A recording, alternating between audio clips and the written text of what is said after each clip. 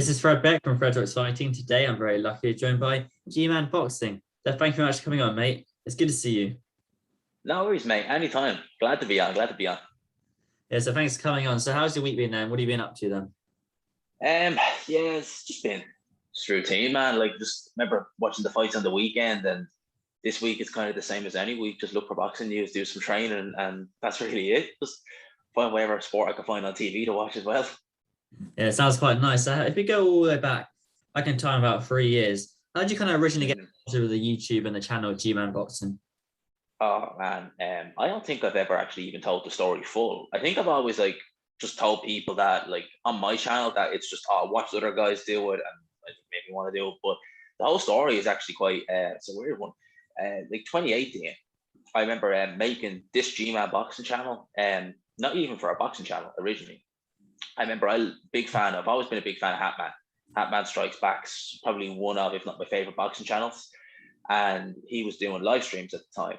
And I remember I used to just use a normal old account that I used for years on Safari on iPhone, but you couldn't comment on that. You couldn't comment on the live chat. So I ended up going on an app, making a new account. And I just called it, at the time I was still in an amateur gym, and my nickname was GMan. So I just called it GMan Boxing, stuck it on, that was grand. And then I was always thinking, maybe I could make a few videos, but I didn't know how to. So I kind of just dismissed that idea. And then I ended up learning kind of how to do it, but I still kind of just dismissed it. And Mr. Channel started basically in summer 2018. I was in a job and I liked it, but I remember it was me. I was working for a car company in their admin department, and me and another girl were working together, and she was pregnant. So she went off on maternity leave, and they took on an intern for 6 months. And it was right about this time the company were doing changes, so they were kind of downsizing. So they basically said to me on a Monday that everything's going to go to this intern, and basically you have a couple of weeks to find a new job. And I was like, thanks for that. So I said, right, why not just do it? Like, at this day, it can't get any worse. I may as well just make a few videos. If no one watches them, no one watches them. So that's what I did. My first video was about Nick Webb and Joe Joyce, because that was before Dylan White fought Parker. And that was kind of talked about as being on the undercard, and it was a fight I liked. So I said, why don't I just do it? And 2018, I always count that as a write-off, because I didn't do anything really. I done like a video every 2 weeks. It was kind of just a little niche little kind of thing that I had. It wasn't anything major. I was just like, it's there. There's hardly anyone watching it. There's hardly any subscribers. I think from July to December, I think I didn't even have 30 subscribers. It was just kind of just a little bit of fun that now and again, make a little video, have a chat thing. Then 2019, before 2019, just before New Year's, I was kind of thinking, I don't need a YouTube channel anymore. No one's watching, there's no point. So I was actually going to delete it, but I couldn't figure out how to. That's true. I was like, I can't figure out how to delete this channel. On my settings, can't figure out how to delete it. I was like, I'll just keep it. And it's about that time I said, I might as well just in the new year, just give it a go and try, actually try and see what happens. And that's what I did. And here we are, 2 and a bit years later, and how many subscribers? Nearly 6,000. So it's not bad. Yeah, that's quite a lot, 6,000 subscribers. But where did you originally get the name GMan from? Okay, so in one of my original amateur gyms. So when I started boxing, I was about 18, 19. So it was just on the verge of going 19. And my full name, so my first name doesn't start with a G, my last name does. But I went to spar one day, and one of the trainers just said, "Oh, here comes GMan." So it kind of stuck with there. So every time I was in boxing gyms, and the amateur gyms I went to, I followed a particular coach. So he was in one gym. When he left, I went to his next gym. And that was already kind of stuck with me from the previous one. So it went to that one. Then when I went to another gym, I think there was a guy in there who remembered me from the old gym. He was like, they called you GMan, didn't they? So it just kind of went from gym to gym. So in kind of boxing circles, it was always just GMan. So when it came time to make a channel, like I said, I had to come up with a name, and it was still in my head, just GMan Boxing. That's kind of where it came from. I guess, in hindsight, looking back, if I'd known it would have grown the way it did, I don't know, maybe I would have kept it. I don't know. It's a weird one, because that's always kind of been my boxing name. None of my friends call me G-Man. They just look at me and they're like, G-Man? I'm like, yeah, it's a boxing thing. They're like, right, that name I would have called you. Yeah, it's a cool name. It's an original name. Don't know how many people, well, no one else is called G-Man, so it's yours to keep, I guess. But at the start, you weren't really showing a face or anything doing videos like you do them now. You do Yeah. a picture of the boxer and you talk. When did you kind of make the decision to start going on camera? Yeah. I actually, it's a weird one, right? So I was happy to stay off camera, but then I always wanted to do interviews with fighters, and this was in 2019 when like there was a couple of shows happening here in Ireland, and I kind of thought that, right, if I'm going to do shows here in Ireland, I can't really do it no camera, So I ended up buying a stand and upgrading my microphone. So I remember doing a video. I think it was, I forget the first video I did on camera actually. When I've done that many, I can't even remember. But it was in around kind of this time, 2019.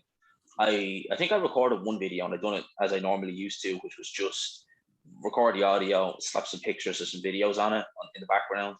And then I said, why don't I want to try out the stand. I haven't tried it yet. Why don't I just try it? I plugged the mic in. I just said, I'll start talking. And when I look back now, all of them were cringe. I had the camera facing like miles away. You could barely see it. The quality was terrible. But I didn't mind it. And I just said, come on now, why don't I just keep doing it? So obviously I've improved it since then. I still have some work to go. I have to get some new backgrounds and stuff. But I can't really picture going back to the old ways now. I think people just love seeing the ripped jeans, love commenting on that. And they're just used to seeing me in my kind of usual seating position at this stage. Have you ever thought doing like merchandise or a t-shirt saying ripped jeans or anything like that? Not really, man, to be honest with you. I kind of always thought, I always thought about maybe doing a mug or something, like, because my intro, I had Tiny Boot doing my intro with a mug like GMan Boxing, where's the piss bottle or something like that maybe. But I never really thought of doing like merch or anything like that. It's probably, even if I had like 100,000, so I probably wouldn't think of doing that. I just find it, I think I'd be thinking that's a bit cringe. Oh, okay. Merch would be cool. And you kind of said you kind of were thinking about doing interviews. How come you never kind of followed that path of doing interviews? Well, over here, it's really, even before 2020, like shows were few and far between. So you would have had to travel a lot first. And obviously, it's not been the most straightforward to travel the last few years. That's kind of slowed that down. So the interviews I've done now, I kind of do a bit like how we're doing it here. I do them over, well, I do them StreamYard. If I can do Zoom, I'll do Zoom. That's kind of how that's gone. But obviously, like before, I did get some interviews done in person. Like I think my first ever interview was with Spike O'Sullivan in a hotel. We literally just set everything up in his room and just done it from there. So probably in 2022, I'll probably be over in the UK a hell of a lot more, and we'll see hopefully progression with the interviews going, because I do enjoy doing them. I've interviewed a lot of female fighters, interviewed some males as well. And I do enjoy doing them. It's just getting the time, and it's getting the fight as well. I'm sure you know as well as I do. It can be probably not the most straightforward to get in touch with a lot of fighters. Yeah, I can see what you mean. Well, if you come over 20, obviously you'll see you. I'll see you at some of the shows then if you come over here next year, meet you in person then. But we should probably touch on a couple of upcoming fights. So we'll start with last weekend. You probably already covered it in the video, but Galahad and Kiko Martinez. What do you think was more likely? Say we're in the first round, I'd say it's the third round, right, where Kiko Galahad was dominating. And I said an asteroid's going to crash into the Earth. That you probably would have thought that's more likely an asteroid crashing into the Earth than Kiko Galahad getting knocked out, right? Yeah. I mean, like, when that fight was announced, I was just like, really? You couldn't have got anyone else on your first defense but Kiko Martinez. And it's no disrespect to him, but like, February this year, and it was a close fight. He was unlucky in it, but he's fighting Zelfa Barrett, who's like domestic European level.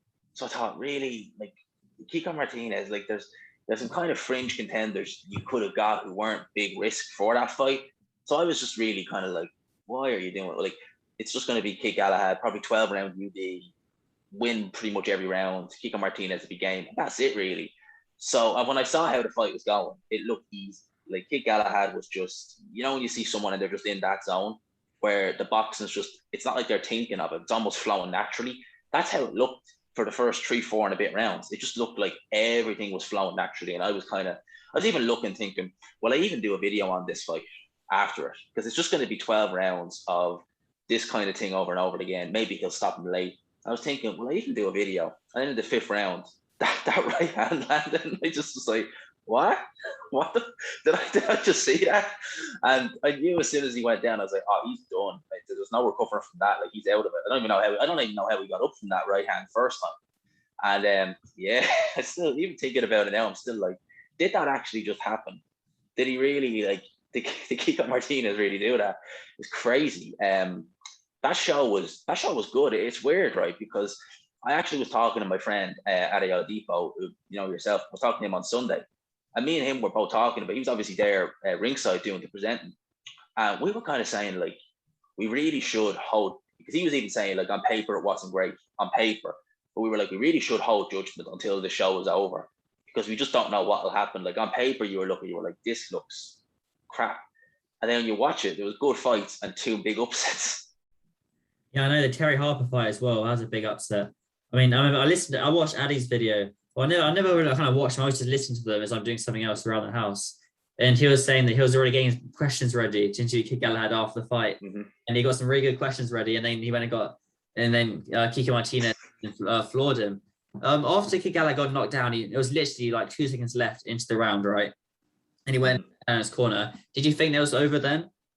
Yeah, I was actually kind of surprised Inga let him out, because you know when you can just see, like, I'm seeing on TV and I'm like, he's out of it. Like, his eyes, it looks like he's on. There was a part where it was like he was confused. Was his mouthpiece even in? Because he was kind of like that. You will be with something with your teeth, and I was almost like, does he even know if a mouthpiece is in or not? He just looked completely out of it, and I was thinking, like, will they even send him out? Like, realistically, and they did, and he ended up taking into the right hand for troubles. Yeah, no, the straight first punch, Kiko threw and floored him. Do you see kind of Kid Galahad rematching Kiko, or maybe rematching it the way above? Or what do you think? What do you see as like Kid Galahad's next move, do you think? Boy, man, it's that IBF title is cursed. That's what I think. I think that IBF title at that weight class is absolutely cursed, because if you think about the fighters who've held it, like, it actually almost, if you look at it, it's like a career killer. Because Lee Selby held it for years. You know, the IBF title might be a bit hard to defend. Is you got the rehydration clause. And you rehydrate as much as if you'd have a WBC belt or a WBO belt, you know? The only thing with that is, I think for the unifications, they don't have to do that. They're fine with that. So I always be like, well, there's no reason not to make a unification if you can take that out of the equation. But Lee Selby had it for years, didn't do anything with it. Then Josh Warrington had it, and yeah, he did stuff with it. But once he gave it up, it was like, boom, career, like literally Lara careers and kind of on rocks now. And then Kid Galahad wins it vacant, and he loses it instantly. I think that it's just like that belt is cursed almost, man, at this stage. But for Kid Galahad, it's like that's gonna take some coming back from. You know, some people are saying the weight might be an issue, but like, he only missed it by an ounce. And I kind of see that as being more miscalculation. It's different if you come in like a pound and a half overweight. You'd be like, yeah, fine, he probably is struggling. But an ounce, it could be a case of maybe you stood on the scale and it might have been slanted a bit, or, you know, your scale might read one thing and his might read another. So I don't really take too much into that. He did look big, like, huge in there compared to Kiko, though. That's one thing I will say. I don't know, like, Eddie Hearn didn't kind of hint at a rematch. So who knows? Maybe Kiko will take that, and you'll have champions at 126, or you'll have like opponents at 126, you know, just chomping at the bit, because they'll see like a guy who is, he can punch, but he has seen better days. Whereas Galahad, I reckon move up to 130, because he seems to have been struggling at that weight, not struggling, but like tight at the weight for a while now. And 130, just some decent fights there. I mean, like, you obviously got Shakur Stevens is the best there, and him against Shakur, like, I mean, you got a southpaw, youthful Shakur Stevens, athletic. You got the switch hitter who is Kid Galahad. That might make for a decent watch. Yeah, but then again, because the thing that Kid Galahad always had a problem with, that he kind of had a negative style, and not many people wanted to take that because there wasn't much to gain from it. But then he had that world title, so there was to gain. But if he doesn't have that world title, it might have an impact on it, you know, when he's trying to get those big fights. That's the mandatory system for the IBF. That's the catch-22. Like, I mean, that's why Warrington just got rid of that title, because they didn't see any benefit they didn't see anything in rematching him. And like, you look back in hindsight now and you say, Jesus, if you had to rematch them, there's a good chance you would have won. You could have been moving on to bigger, better things. Instead, now you're kind of stagnant. I wouldn't be shocked if Eddie Hearn is trying to say, right, Josh, rematch Kiko Martinez because you fought him before. There you go, you get your belt back. I guess that could be a possible fight. As well, I think why people bring up the weight, I keep looking down here because I'm writing stuff down as we speak. I think the weight, the only reason why people are saying about the weight is that's the only weakness they really saw in Galahad, because he has a few. If we just move on, I mean, Ade, yeah, I think that's what he was talking about in his video. He was saying, he mentioned the weight, and he also said that they could do, I guess, Kiko Martinez might want to fight in Spain, obviously. Yeah. Boxing's on the rise right now with the Mikey Garcia fight as well. I'm fighting Lara in Spain.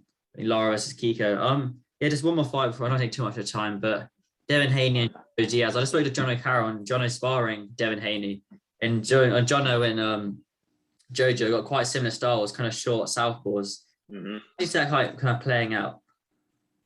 I think Devin Haney will win that fight. I think he'll win it straightforward enough. Like Devin Haney's problem is that like he's probably not the most pleasing on the eyes. He's a pure boxer. He's not really a puncher like the other guys at his division. Jojo Diaz, I remember him at featherweight. I remember him when he came along first. He came out of the US squad from 2012 from London. And the thing that struck me about him was the baby face, more so than anything else. Like he's like older than me, but he looks like a teenager. And in terms of the skill set, I've never really looked at him and been dazzled by him. And at 135, I don't think that's the right weight division for him. I think that like he's missed weight at 126, he's missed weight at 130. And I think that it's more just a bit of poor discipline that has him at that weight. I think Devin is more natural at that weight.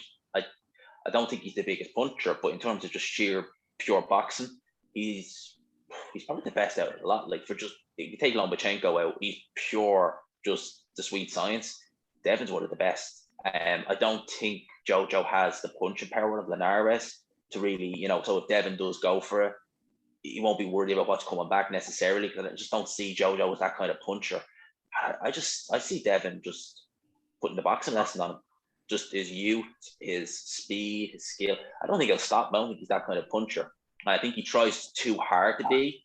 Like if you look against Linares, he just wanted a knockout, and he ended up getting clipped in the 11th. I think it was the 11th. It was the 10th round. Was the 10th, yeah, because he was kind of on his bike then for the 11th. I knew it was late in the fight. I think that's what Devin is trying to do. I think Devin wants to kind of get on the level and say, like, look, I can knock these guys out too. But I just don't think he naturally has that power. He's not like a Teofimo. He's not like a Ryan or a Tank. He's just more pure boxer. But saying that, even though like someone like Ryan Garcia has more punching power, has more snap, I'd pick Devin to beat him. I think he'd school him. I mean, well, it's quite interesting what I was saying about the weight classes. I mean, I think 140 is probably Devin's kind of weight class now, because he does look, I think he's finding the weight cut quite difficult. I think I think Teofimo Lopez finds it difficult. And so Ryan Garcia, as they all grow a bit older. Where would you kind of rank all the lightweights? So we'll just use Gervonta Davis, Ryan Garcia, Devin Haney, Lomachenko, and Teofimo Lopez. Where's you kind of rank them all? It's quite difficult, I guess.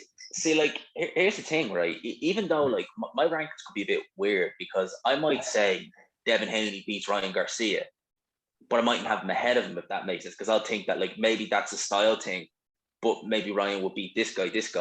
At number one, I'm going to say it. I'm going to put Lomachenko number one, just because I do genuinely think heart and heart, and I've kind of gone back and forth on it, but heart and heart, if you put him in with Teofimo again, I think he'd probably win. I think he'd be able to adjust, and it'd be still a tight fight, but I think he's the best at that division in terms of just sheer ability. So I have Lomachenko, Teofimo, then I have Tank Davis, Devin, and Ryan. That'd be my top five. Because I think that Tank Davis would beat Devin. I think Teofimo probably would. I think he'd beat the rest, with the exception of probably Devin. Not necessarily. I think he probably would beat Devin, but it'd be close. And the same with Lomachenko. I think they probably could cause Teofimo trouble. I think he beats the rest. Okay, interesting then.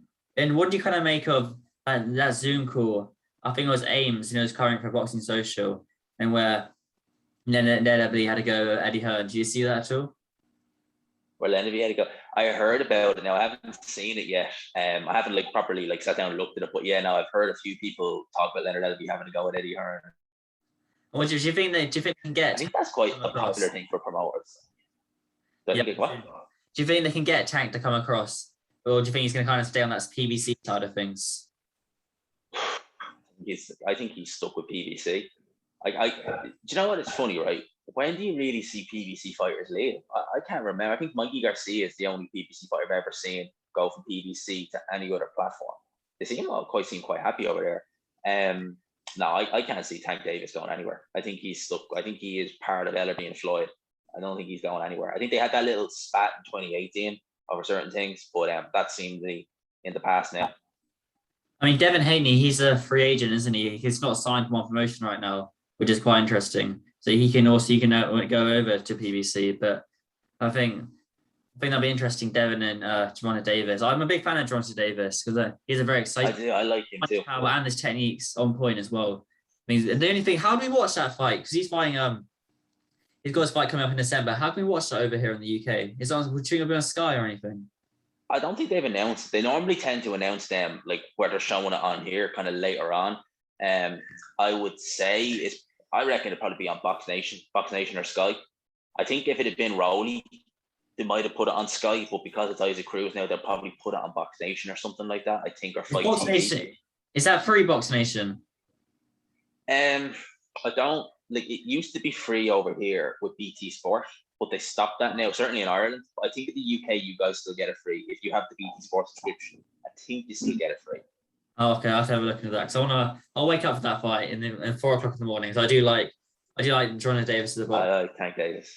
Yeah, I like him as well. He's fun to watch. He is really, really fun to watch. Everything about him, like his whole style, his uppercuts, his punch power, everything. I love watching Tank Davis. He doesn't just go to the head either, he goes down to the body, and not many boxers do that nowadays. And body shot, and no, like certain boxing can take headshots for days, but when you get down to the body, no one can really take a good liver shot at the end of the day. But that's what's so good about it. All right, G-Man, thanks so much for your time, mate. It's always good. It's good talking to you. So where can people? I'll put your channel link in the description. But if you've got anything else coming up, you want to share, Instagram, Twitter, etc.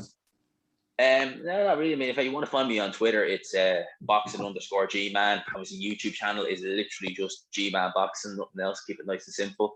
Don't go too crazy with anything like that. But yeah, that's really it. Like on the channel, it's just I preview a lot of fights, talk about the news, do a couple of interviews now and then, and just talk about post fights as well. So just kind of anything about boxing, it just happens on my channel. Awesome. We'll catch up soon then, mate. Thanks for your time. Always, mate. Anytime. Appreciate it.